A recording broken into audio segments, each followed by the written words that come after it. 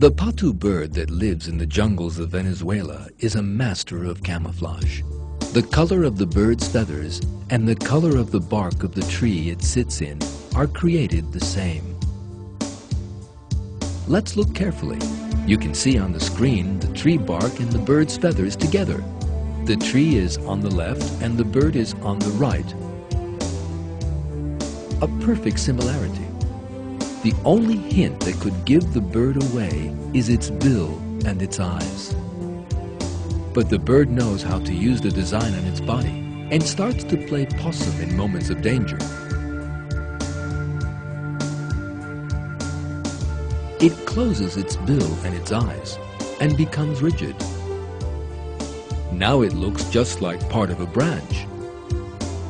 Here is another remarkable design.